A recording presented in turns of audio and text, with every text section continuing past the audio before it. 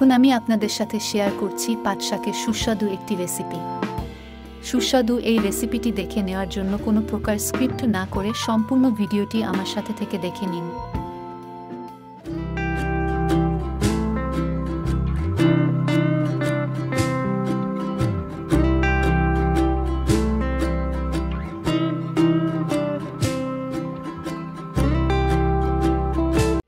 পাট শাকের রেসিপিটি করে নেওয়ার জন্য পাট শাক যতটা সম্ভব কুচি করে কেটে নিয়েছি, সাথে নিয়েছি পেঁয়াজ, নিয়েছি কাঁচামরিচ।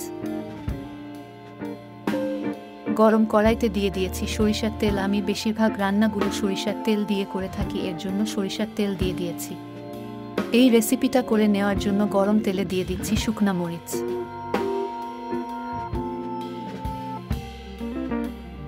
শুকনা মরিচগুলো মিডিয়াম ভাজা হয়ে গেলে রিং করে যে পেঁয়াজগুলো কেটে রেখেছিলাম দিয়ে দিচ্ছি।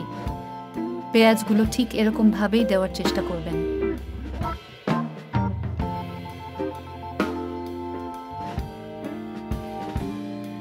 মিডিয়াম লো আঁচে রেখে পেঁয়াজগুলো ভেজে নিচ্ছি। চুলার আঁচটা কিন্তু বাড়ানো যাবে না, মিডিয়াম লো আঁচে রেখেই পেঁয়াজগুলো ভেজে নিতে হবে। দিয়ে দিচ্ছি অল্প পরিমাণে কালো জিরা।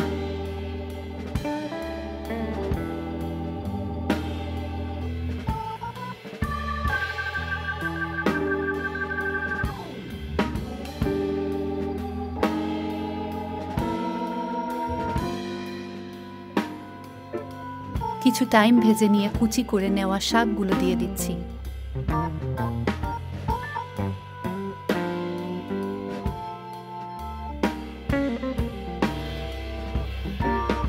টেস্ট অনুযায়ী দিয়ে দিচ্ছি লবণ।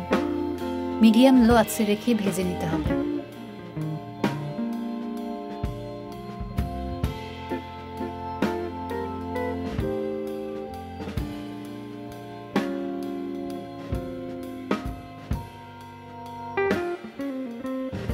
অল্প পরিমাণে দিয়ে দিচ্ছি হলুদ গুঁড়া।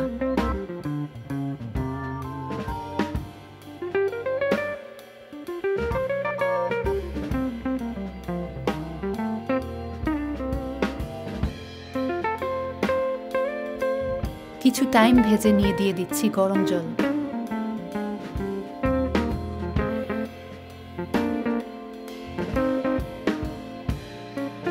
দিয়ে দিচ্ছি কাঁচামরিচ।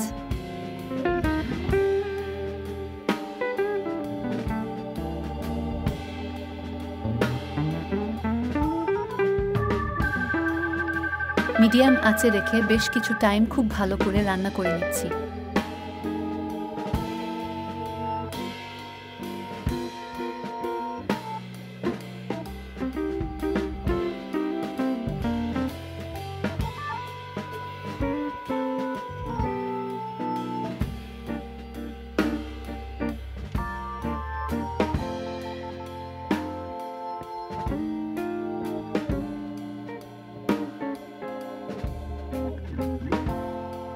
শাক রান্না করে নেওয়া হয়ে গেছে, এখন চুলাটা বন্ধ করে নিচ্ছি।